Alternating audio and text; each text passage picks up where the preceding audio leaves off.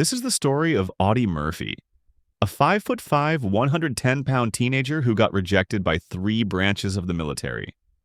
Yet somehow, he became the most decorated soldier in American history. By the time he turned 19, he'd earned every combat medal for valor the United States could give, killed 241 enemy soldiers, and stood on top of a burning tank destroyer for an entire hour while fighting off 250 Germans. Today, you're going to learn how the kid nobody wanted became the soldier nobody could forget.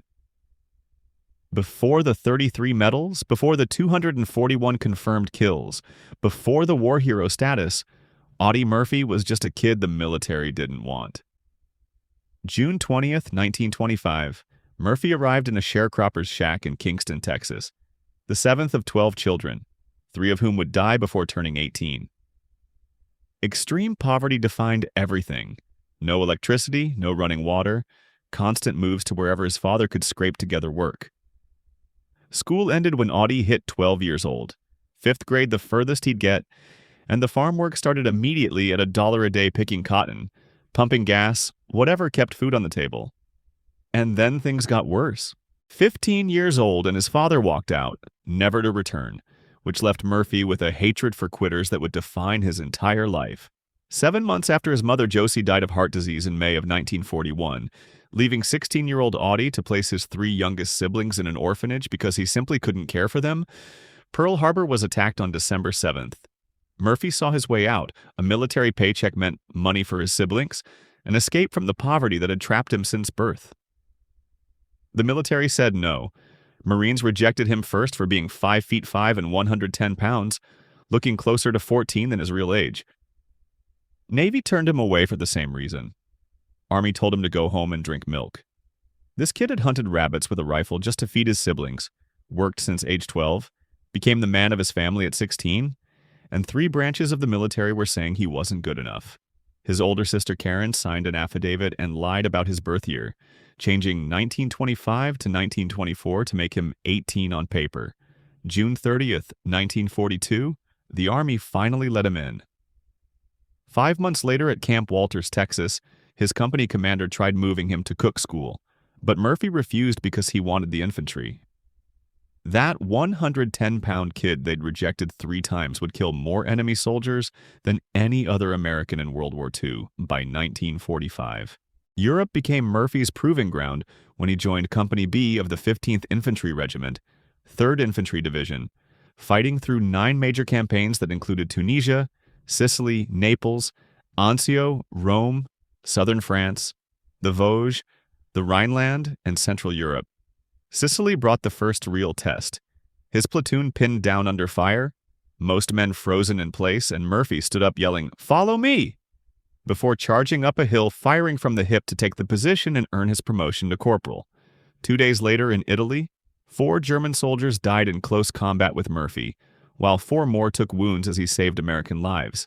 Another 2 days passed before his company got pinned by camouflaged Germans, which sent Murphy crawling forward on his belly to call in mortar strikes that killed 15 and wounded 35 more. Natural soldier, that's what the Army called him. Someone with tactical judgment who could assess combat situations instantly and keep his nerve when everyone else was losing theirs. What made Murphy different wasn't just courage, though. It was something learned in childhood when he told a friend, "If I didn't hit what I was shooting at, my family wouldn't eat that night." Years of pulling a trigger out of pure necessity meant 0 hesitation when he reached Europe. Military historian S.L.A. Marshall studied American soldiers in World War II and discovered something startling. Most foot soldiers rarely fired their weapons in combat, with only 15 to 20% of infantrymen actually shooting at the enemy during firefights because fear, hesitation, and moral conflict stopped them. Murphy had none of that. January 26, 1945, 2 in the afternoon, and Company B found itself under attack in Holtzwihr, France, with 6 German tanks and 250 infantry soldiers moving straight toward Murphy's position.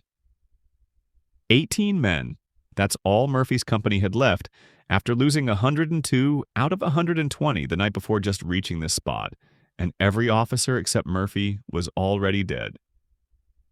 The order went out for his men to fall back to the woods while Murphy stayed at his command post with a field telephone calling artillery strikes on the advancing Germans. A German 88mm shell hit the American tank destroyer right behind him with a direct strike that set the thing on fire and sent the crew running. But Murphy stayed on that phone directing artillery as the Germans closed to 50 feet, then 10 yards. And that's when Murphy climbed onto the burning tank destroyer. Fuel tanks could explode any second, but he grabbed the .50 caliber machine gun on the turret and for the next hour stood on top of that burning vehicle firing at 250 Germans. A wound to his leg didn't stop the firing. Germans closing to within 10 yards of his position died where they stood. Artillery shells landed all around him while he kept calling in coordinates and firing the gun simultaneously until his ammunition ran out an hour later, and then he climbed down, refused medical attention, and led his company in a counterattack that forced the German withdrawal. 50 enemy soldiers killed or wounded that day by Murphy personally, and he was 19 years old. The Medal of Honor came on June 2nd, 1945, when Lieutenant General Alexander Patch presented it near Salzburg, Austria. And when someone asked Murphy after the war why he climbed on that burning tank destroyer, 3 words came back. They were killing my friends. 33 awards and medals by the end of World War II. Every single American combat award for valor that existed at the time. The Medal of Honor, the Distinguished Service Cross, 2 Silver Stars, 2 Bronze Stars, 3 Purple Hearts, plus 5 decorations from France, including their highest honor, the Legion of Honor, and 1 decoration from Belgium. Private to Staff Sergeant to Battlefield Commission, as Second Lieutenant to First Lieutenant, all those promotions happened before his 20th birthday. 241 German soldiers killed according to official military records, with wounded and captured adding to that number, though historians think the actual kill count ran higher. The U.S. Army's official statement at the time read, "There will never be another Audie Murphy," and General George S. Patton reportedly called Murphy the greatest soldier of World War II. Most people at 19 are sitting in college classrooms, but Murphy had killed 241 enemy soldiers and directed artillery fire while standing on a burning vehicle. July 16, 1945, Life magazine hit newsstands with a baby-faced soldier in uniform on the cover, and the headline, "Most Decorated Soldier," a photograph that would change Murphy's entire trajectory. Actor James Cagney spotted the cover and immediately called Murphy with an offer, "Come to Hollywood. I'll help you become an actor." September of 1945 found Murphy arriving in California after his military discharge, and Cagney had reserved a hotel before taking one look at Murphy, canceling the reservation and bringing him into his own home instead. The shock was visible, as Cagney later described Murphy being very thin with a bluish-gray complexion, and in such a nervous condition that Cagney feared he might jump out of a window. So he took Murphy home and gave him his bed. 3 weeks Murphy stayed with Cagney before Cagney's brother signed him to a $150 a week contract that came with acting lessons, voice training, and dance classes. 2 years crawled by with Murphy landing bit parts in 2 films before the work dried up completely. By 1947, the money was gone, and Murphy was living above a gymnasium sleeping on a cot. Hero's welcome meant parades, banquets, and magazine covers, but nighttime brought something else entirely. Murphy couldn't sleep. June 17, 1947, a medical examination documented headaches, vomiting, and nightmares about the war, with Murphy admitting to the doctor that he couldn't sleep without a loaded pistol under his pillow.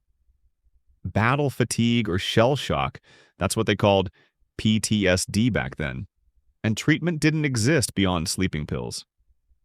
Addiction to a sedative called Placidol followed, pills Murphy took every night for years while his first wife Dixie Wanda Hendricks watched him hold her at gunpoint during an episode and cry over newsreel footage of German war orphans. Sleeping alone in his garage with the lights on became Murphy's routine because darkness was impossible and people nearby when he slept was unbearable. The mid-1960s brought the realization that sleeping pills completely controlled him, so Murphy locked himself in a hotel room alone for 1 week and went cold turkey, breaking the addiction through the same willpower that kept him on that burning tank destroyer. And then Murphy did something almost no veteran had done before. He spoke publicly about his battle fatigue testified before Congress, and called on the government to study the emotional impact of combat while extending healthcare benefits to veterans struggling with what he had. 5 months after Murphy's death in 1971, Congressman Olin Teague introduced legislation for better veteran mental health care, and by 1973, the Audie L. Murphy Memorial Fatika Hospital opened in San Antonio. Lives saved on the battlefield, and then more lives saved after the war by speaking up when no one else would.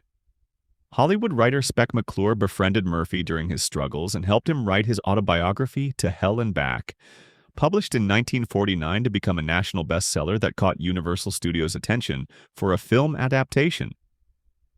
Murphy's initial response was no, suggesting Tony Curtis play him instead, but Universal refused because they wanted the real war hero. 1955 finally brought Murphy's agreement to play himself in the Universal Pictures release of To Hell and Back, recreating his own combat experiences on screen. The tank destroyer scene, the battles in Sicily and Italy, watching his friends die. Terror gripped Murphy during filming, with director John Huston later saying the battle scenes reminded Murphy of his actual trauma and left him trembling. But Murphy pushed through because he felt he owed it to the soldiers who didn't make it home. August of 1955 brought the premiere in San Antonio, Murphy's home state, complete with a parade and thousands of people lining the streets to watch. The film was a massive hit, earning $10 million at the box office, roughly $110 million today adjusted for inflation. To Hell and Back became Universal Studios' highest-grossing film, a record that stood for 20 years until 1975, when a little movie called Jaws finally broke it. A war movie starring a former soldier with no acting experience held Universal's box office record longer than any other film, until Steven Spielberg made a movie about a giant shark.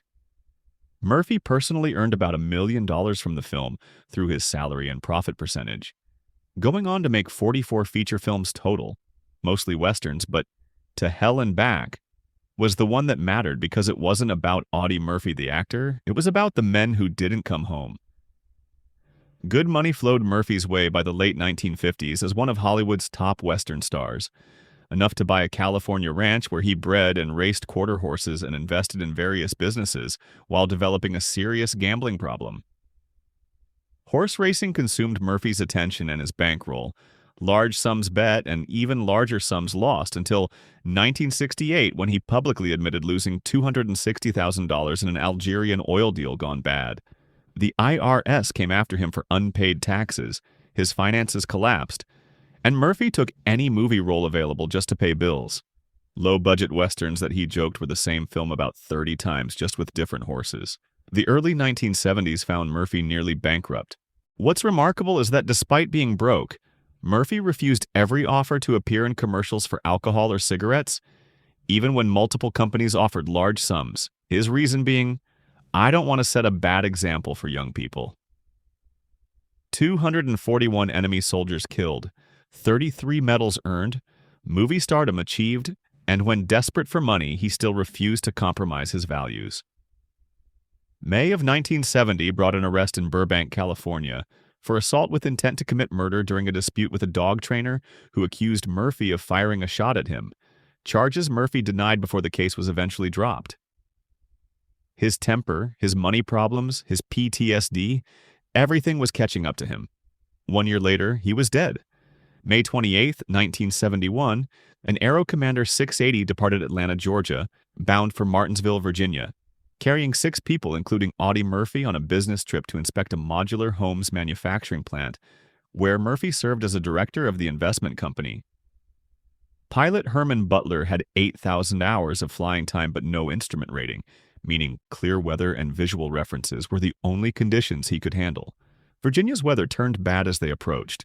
Heavy clouds, rain, fog, zero visibility, and witnesses in Galax, Virginia, reported seeing the plane flying in and out of clouds at 150 feet above ground, dangerously low, as the pilot tried landing on a highway before giving up and radioing the FAA at Roanoke for a weather report. That was the last communication. 12:08 p.m. brought the crash into Brush Mountain, 14 miles northwest of Roanoke. The plane hitting the mountainside at 2,700 feet elevation while flying at high speed, the impact destroying the aircraft before a post-crash fire consumed what remained. All 6 people on board died instantly. 3 days passed before May 31st when the Civil Air Patrol discovered the wreckage 300 feet below the mountain summit.